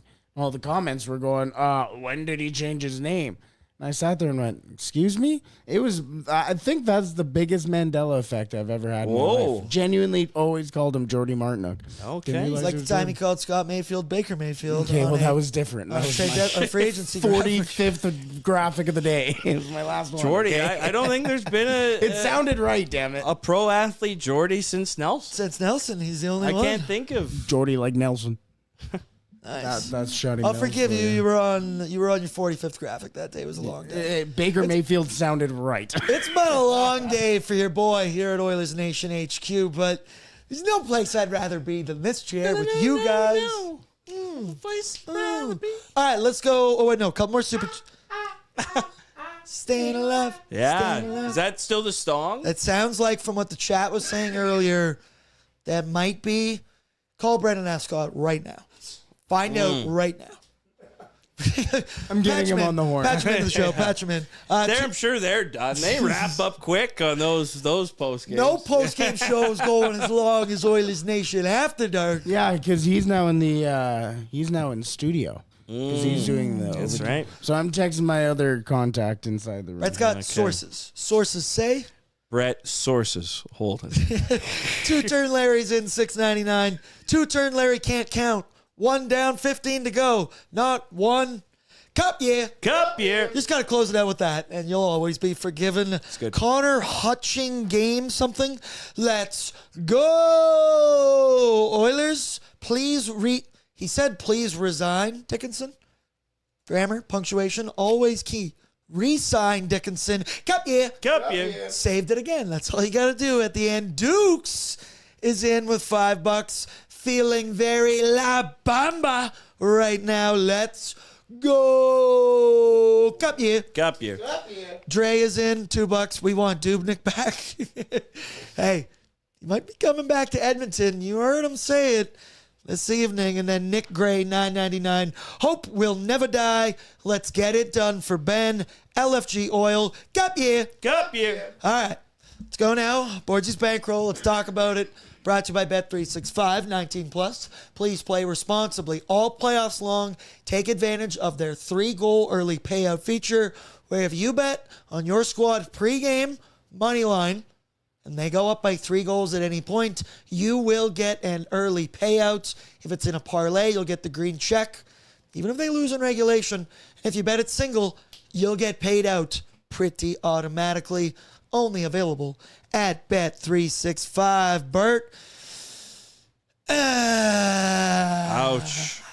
Evan Bouchard is the one who screws me over tonight. The first option was Bordzy to get 2+ shots on goal at -120. He had 2. He had it possibly in the first period. So that one cashed bright and early. And then regular season Connor Murphy, you said it, since he's joined the Oilers, has the second most block shots in the NHL. Well, playoff Connor Murphy didn't just have 2 tonight, he had 4. So I might have to be juicing this bad boy up a little bit when Murph Dog is in the NHL playoffs. And then figured Evan Bouchard is the biggest favorite of the bunch, and the three. It's always what happens. The parlay stuffers, you know what I mean? Wow. I was like, 260. I wasn't confident on anything else, and I was like, well, Bouchard is the second highest points per game of NHL defensemen in the playoffs. Sure, he'll get one, but no, he decided to. He didn't let me know he was wearing denim before the game. Yeah, tough one, 2-3. You mentioned it, Brett, obviously about Murphy. I just thought tonight was like a nice, quiet game. You know, like just steady, fronting pucks, that type of game, as opposed to more of the, I'm going to surprise you that I'm a southpaw here and land a couple punches before you even know what's going on. But I have a feeling that won't take too long. If anything, the Ducks coming out, I expect a lot more Kreider at the net front and a lot of the whack and all that type of stuff. It's going to get mucked up. I said it on pre-gaming. I always view game ones like the first round of a 12-round heavyweight fight. You got to go back and forth a little bit, and we're going to also watch. There was physicality tonight, but it always picks up right around game 3 and 4 specifically, in my opinion. You switch venues, something about it, and then as series close out, I feel like some of the scrums actually reduce a little bit because things become too important. We got one more sound in the room, and it's the man of the hour, Kasperi, cheeks clapping and talking about his game and his line of Draisaitl and Podkolzin. You know him, you love him. They're consistent as all hell, and it felt like we talked on pre-gaming. I was a little bit surprised that Kapanen had not been playing great to end the regular season, but it's the trust, it's the familiarity of him with Leon Draisaitl and why Nobby did it. Well, Nobby made a pretty good choice. Here's Cheeks talking to the media post-game about that trio. You mentioned playing with Leon Draisaitl. What do you think makes that line click so well?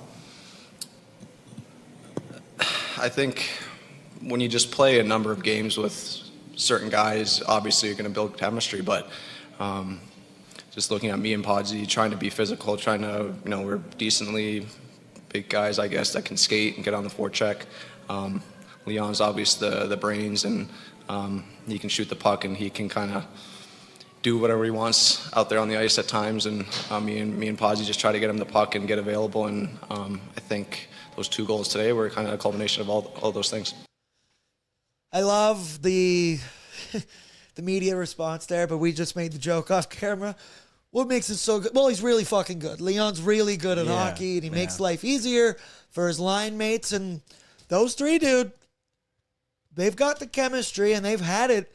They've had it really since Kapanen got claimed off waivers last year. Like, he was very quickly given a spot in the top 6 with Leon, and for the most part, he's made the most of it. Well, Leon can make chicken salad, you know what I mean? And Kapanen, like that 2-0 goal, another swat out of the air from Kapanen, which we've seen lately, where he's getting athlete.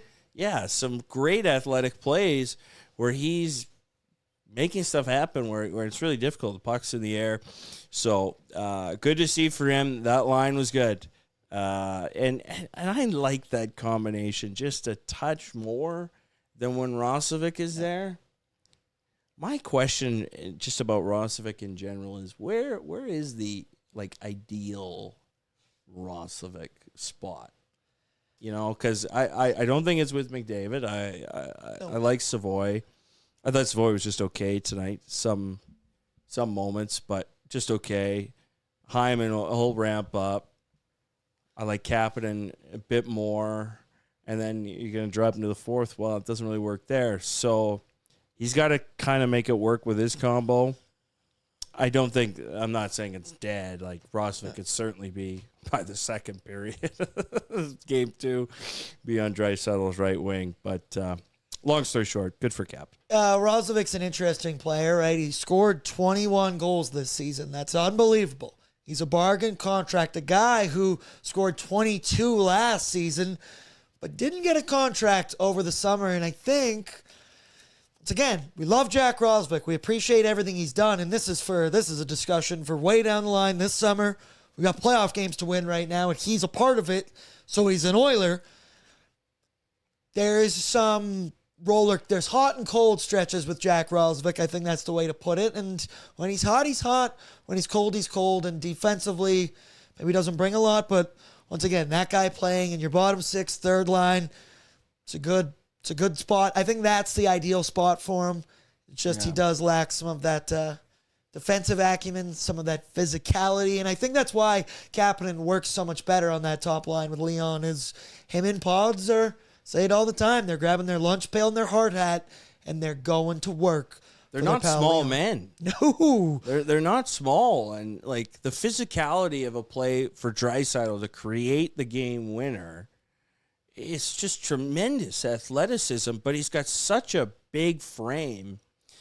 Frame maxing. And I've always thought he had that, like, Peter Forsberg type of, like, a guy could be all over his back and he can just protect it and still keep his feet moving, and it's so impressive. He's the most, like, if you've ever played shell before, you hold X or A to protect the puck.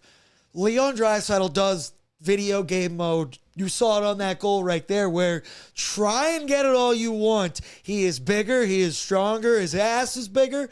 You're not going to get it. And this is Leon still not at 100%. I was just going to say he's got a BBL on him, our boy Leon Draisaitl. But those sounds in the room, final ones we got, they're brought to you by Prairie Toyota dealers, looking to dominate off the ice as much as your team does on it.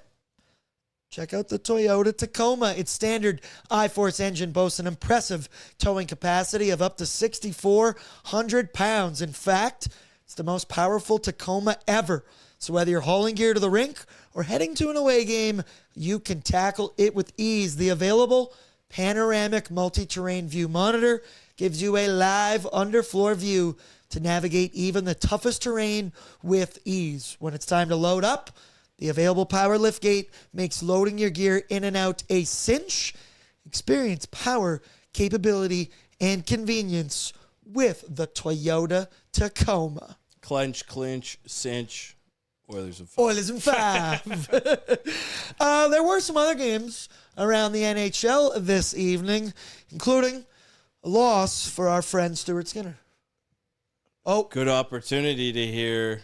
Give me the sound. It's noises. No longer standings watch, but we'll go around the NHL. Give it to me, Brett. Boy, this feels like a violation. Yeah. I feel like that was strike 2. That's third one's gonna shut us down. Thin ice after dark. Stuart Skinner and the Penguins, they lost their hockey game this evening 3-0 to the Philadelphia Flyers. If you're an analytics nerd, go to moneypuck.com, click on their game, because it was wild to look at. Like, the entire, and once again, expected goals, percentage, whatever it is, what it is. Pretty much the entire Pittsburgh team was above 50%. And it felt like pretty much the entire Philly team was below. And Philly won 3-0 in this game. 2 high danger scoring chances, 5-on-5 for the Flyers. But Martone's goal, a bullet, a shorty, and an empty netter, wasn't it? Or no, it wasn't. It was just a late one. Yeah, just a late one. So Stuart Skinner in the game. Penn's in trouble. Down 2-0. Stuart Skinner, 20 of 22 for a .909 save percentage. And then I did see it on Money Puck, because, I mean, you hear 3-0 loss and Philly didn't do anything. But your thoughts immediately go to Stuart Skinner. According to Money Puck, he was negative 0.61 goals saved below expected. It's not great, not good, not the worst thing you've ever seen, and Pittsburgh is fighting it. So Stuart Skinner allowed 3 goals against tonight. And the Oilers won with 4 goals. He allowed 2 tonight, actually. Oh, he allowed 2 goals. So the third might have been an empty netter. Okay. Either way. Yes, it was. He still would have got a win with the Edmonton Oilers. That was then, and this is now, and Connor Ingram's my boy. It's just hilarious how it would have been good enough goaltending for the Oilers, and sent off Brett Kulak for it. Yeah. It is what it is. The Stars beat the Minnesota Wild 4-2, so that series evens up at a game apiece. That has 7 games written all over it, do or die. Yeah. We'll see if it actually comes to that. It's a hell of a series. 2 teams that, once again, we knew this was going to be the first round matchup. I mean, not officially. Back in January, you rubbed two stones together. You knew they were going to play each other. And game one was boring. I did not get to watch much of this, but it seemed like there was some back and forth. And I don't know if you saw the Stars' empty net goal. No. Quinn Hughes chasing the puck down. It is slowly going down the ice. It looks like it's missing the net. Quinn Hughes lets up for like 1 second. Puck kind of curls a little bit. He gets back on his horse. Half a second, 1 second too late, and it crosses the goal line. Tough. You don't want to shit on a guy like it is what it is. Tough go. That's a shame. Could you imagine if Evan Bouchard did that? Could you imagine the next 48 hours of our lives? What would that be like? Oh, that's a shame. That's a shame. 1-1. No more highlights for the chat, but I'll let you see it. So then he stops. Oh, and then he goes up again. It's just so subtle, but it's just enough. Oh, and he's just a second behind on clearing it. Once again, who knows what they actually would have done if they got the puck back in the offensive zone. But suck it, Quinn Hughes. That's what I say to that. And then the game of the night, the most confusing one of them all. Still don't totally understand what happened. The Hurricanes beat the Senators 3-2 in double overtime. And it's Jordan Martinook with the game winner. He had a penalty shot in OT as well. Got stopped by Olmark. That series, once again, another game one that I turned it off on Saturday. I had pub golf to do on Saturday. If you saw my Instagram story, I'm sorry that you had to see that. But men's, that series, a lot of people, the popular pick was the Ottawa Senators. Brett, you know it. I was so pro Carolina. I said any fantasy pool, I would take the Hurricanes because they're almost an auto lock to the conference finals. Probably won't make it to the cup final. Maybe will. But that series, 2-0 Carolina, and Ottawa going back home, they need a win. Yeah, I kind of liked a little upset potential until I saw that everybody liked upset potential. And I was like, oh, no. A public underdog? You never. Public underdogs, big trouble. Big trouble. So the Sens, they're going to need one in the nation's capital for Game 3, that's for sure. Well, we're back to playoff action. If the chat's correct, and I'm guessing that's what Battle just said, and yes, it's on that site, that Edmonton page, and there's a video of something that happened on there. God damn it, that's my LRT. Oh boy. Oh shit. Oh no. Can we say what's being said? I don't know. I'm not going to, but. It's on the popular. Yeah, it's on the popular Edmonton page. If you know, you know. But X.com, the everything app. Holy shit. Has every. What the fuck? That's mine. It's playoffs, people. This is exactly what the Anaheim Ducks want. It's people harming each other, fighting in the streets, doing whatever. Oh man, they got off at my stop. I'm gonna be so pissed. Oh my god, I just saw it. Yeah, you can see it. You can see it. God. Hey, oh my god. It's just bum fights, this page. Put that away. These clips. Shout out bum fights. Jeez. God damn, someone took a page out of Evander Holyfield's Mike Tyson's. That's crazy. Wow. Okay, well, that took a turn. Not sure. Playoffs! Not totally sure how to segue to that. I apologize to Lease Busters that they're the presenting sponsor of Around the NHL that just ended like that. But if you're stuck in a car lease and you want out, Lease Busters connects you with someone to take it over. No penalties, no buyout headaches. Instead of paying thousands to break your vehicle lease early, you can just transfer it. Lease Busters makes that process simple. Shout out to them. Shout out to the Mythbusters as well. Used to tune in from time to time back in the day. Also, the Ghostbusters. They're actually number one in the hierarchy. They ain't afraid of no ghosts. Just a new movie, though, for you, right? You kidding me? You kidding me? I'm such an OG. Harold Ramis, Dan Aykroyd. I got an older brother who's 12 years older than me, and that was like... That and the Ninja Turtles. Like the one where they were not animated or CGI. They were like in the actual turtle weird robot costumes. Back when movies were movies, people. Do we got anything else to add on to the game, or should we just get into the voicemails? I want to hear the people. All right, Brett, let me know what we got. How many do we have to kick it off? And did Waz leave one? We have 1, 2, 3, 4, 5 voicemails this evening. And no. I was curious because he was working away hard over here, and Yeah. he didn't leave until a little bit ago. And hey. shout out to the entire Oilers Nation team today. Can we clap it up for everybody? Full team effort. It takes a unit to do something like this Full with 60. a 7-hour mega stream and then an hour of pre-gaming after dark. A lot of fun stuff went into the mega stream. We had a nice turnout here at Oilers Nation HQ, and a lot of you people in the chat, we appreciate that you appreciate the work we put in, because we literally have the greatest jobs in the world, and we're very blessed to do them, but only because you guys watch.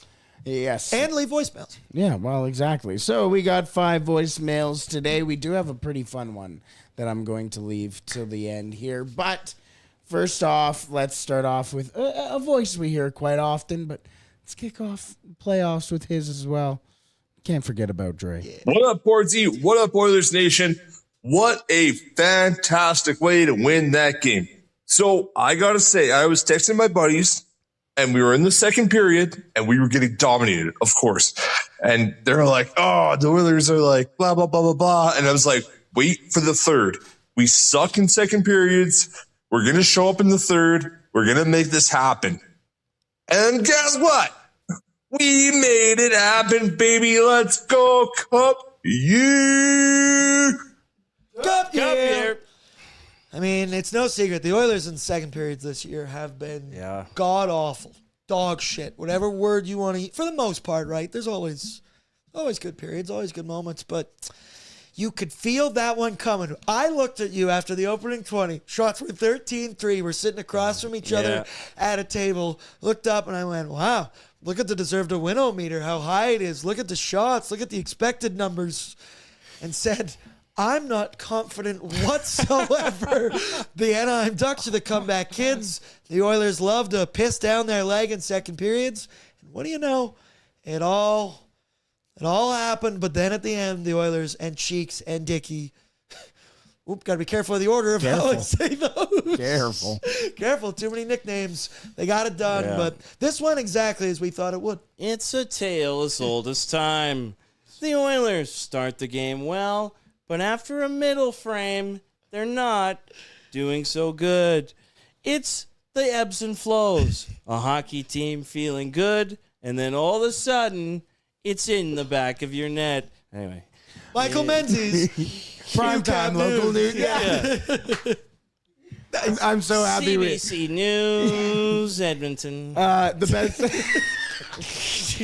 the best part is that you did old era new cap. I did new era new cap. I'm old. And I worked at the new era. I'm a year younger than you.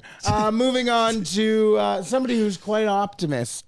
You landed the plane. There you go. Yeah, there we go. Not a great one. At least I'm not one who gets whatever. Going to make a 9/11 joke. This is Rusty. What a game. First period, 2 goals, 2-0. Thought we were going to breeze, but Anaheim pushed back. That's okay.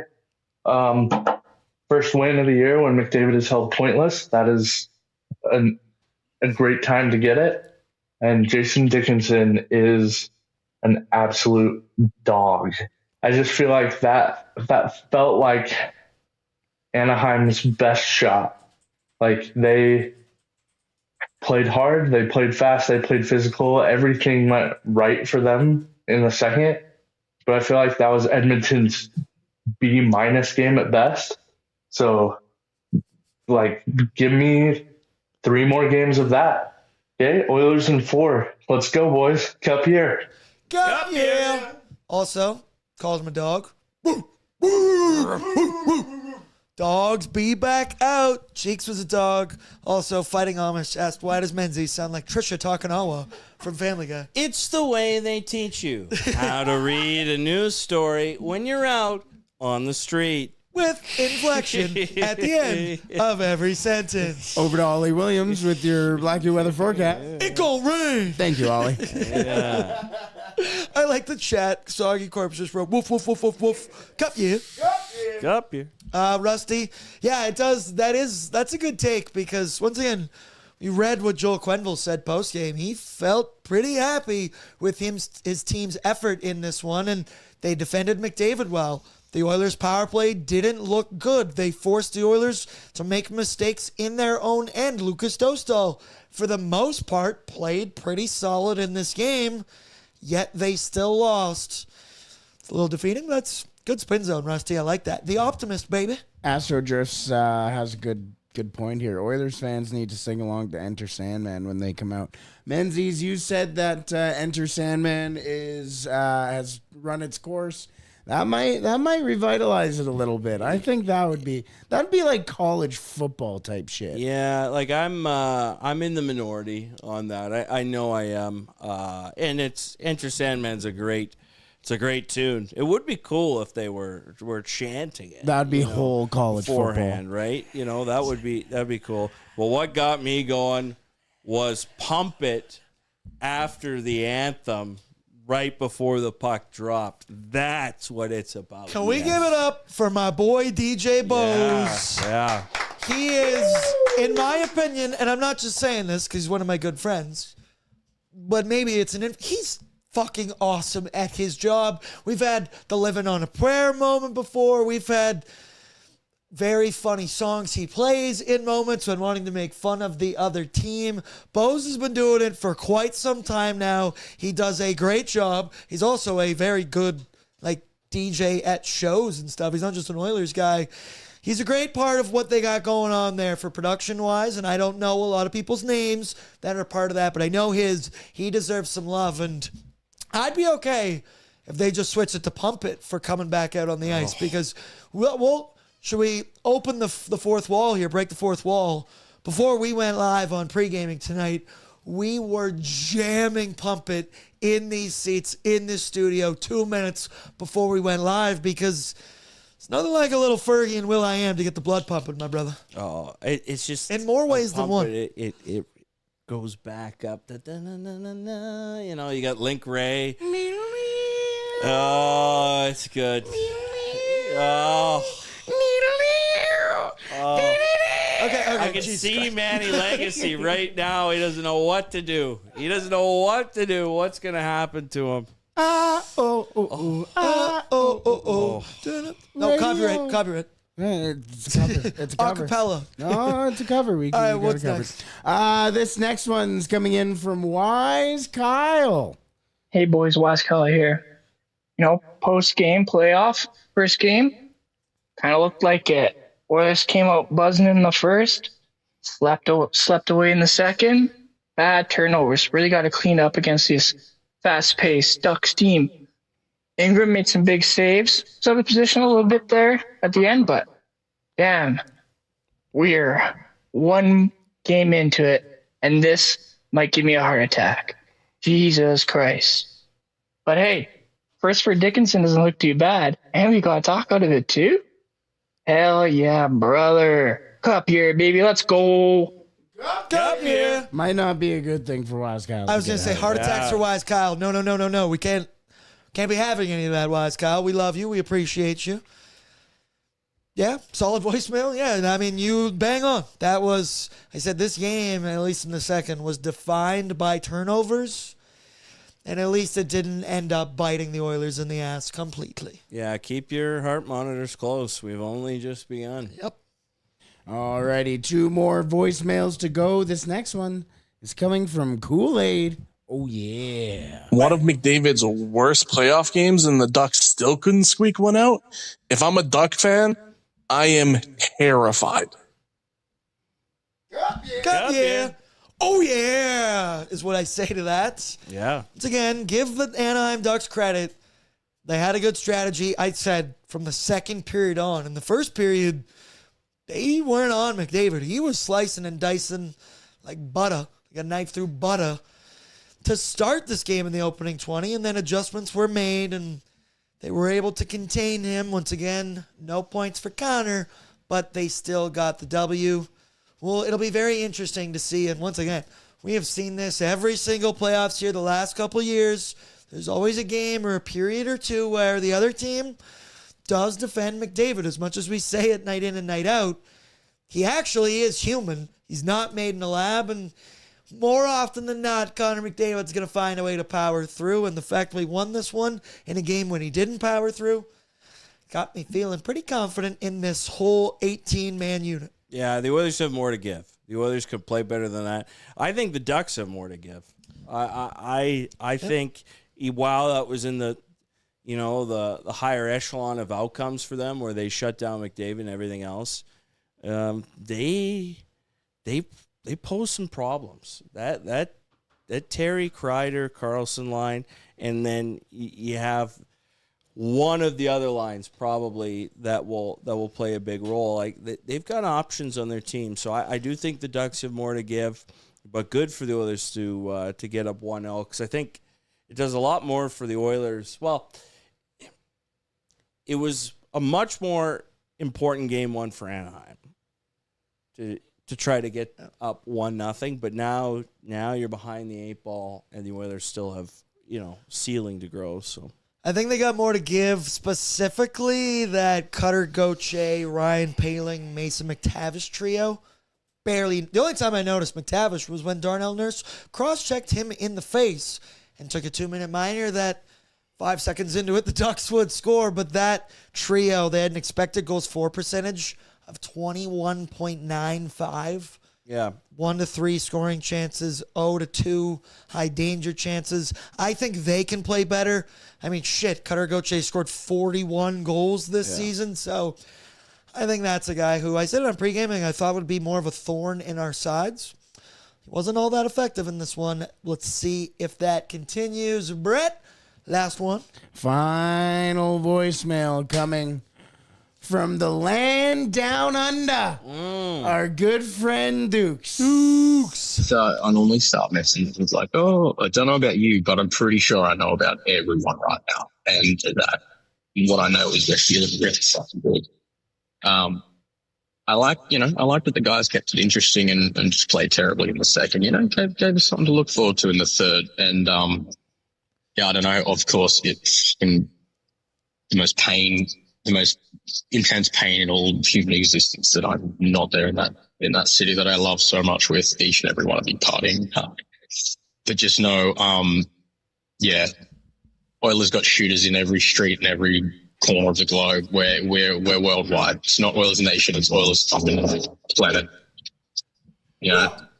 And is this the year? I think this is the year we didgeridoo it. So fucking hell, no matter where you are, everyone look after each other, stay safe, have as much fun as you possibly can, and play La Bamba, baby. Let's fucking go.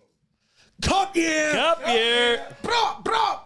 Brett, you can see how much time is left on the voicemail. No, but it was the meter was going, but then it stopped, and then it went again. He got excited. Dukes gets us fired up. I was just giving some background, bro. He's calling for the shooters. Shooters in every city. I just got a cramp under my... You ever get a cramp right here? Right under? No, I can't say that I have. It's been ages since I have, but it's perfect that we're done voicemails. Wrong. Yeah. And we can get the hell Good on out of voicemail. here. Great to hear from you. We love you. We appreciate you, Dukes. Dukes, you're the absolute man. Wish you were down here. Wish you were here. We miss you. The voicemails, they were brought to you by, can you give me one more? Truck Month. Truck Month. Shout out Truck Month. It's on right now for a limited time. And it's your opportunity to get into a 2026 GMC Sierra 1500 Pro Graphite Crew Cab at 0% financing for 72 months. You're getting a 2-inch factory lift with off-road suspension, a powerful 5.3-liter V8 engine, and a commanding presence that demands attention. Hurry in to go see the Sierra 1500 Pro Graphite Crew Cab in person and take advantage of Truck Month. Truck Month. Before it ends. Boys, that'll do it for us. A very long day. I got here at 10 a.m. today, so this is the end of hour 15. So this is a pretty good time to put a pin in it. One final thing, nationgear.ca. Get some Oil Up merchandise. Oilers Nation is your hub for the playoffs. We're live, pre, post, every single game. Oilers Nation every day. Tomorrow, 12:01 Mountain Standard Time. The website was popping off today, brother. Oh, man, we had all sorts of content. We've got, some more coach analysis type of stuff. Shout out Kelvin Check. Some more satire type of stuff. I'm writing a lot. Zach's writing a lot. There's lots going on. There's a lot. Get your merch at nationgear.ca. We love you. We appreciate you all. Please do me a favor. Please hit that like button. Hit that thumbs up. It's real easy to do it. Means a lot to us, and it helps us out with the algorithm because the algorithm's mad at us for playing highlights. Yeah. We're going to keep doing it. Just don't tell them. I love you all. We appreciate you all. Pre-gaming and post-gaming coming back at you Wednesday night. Devan Dubnyk, he'll be joining us. But until then, sleep tight. We'll talk tomorrow on ONE. Peace out. What's up, Nation citizens? If you enjoyed today's episode of Oilers Nation Every Day, make sure you hit the subscribe button here on our YouTube to not miss any of our content. We got you covered from interviews, insight, analysis, everything you need to stay up to date on everything around the team. Hit that subscribe button so you don't miss a video.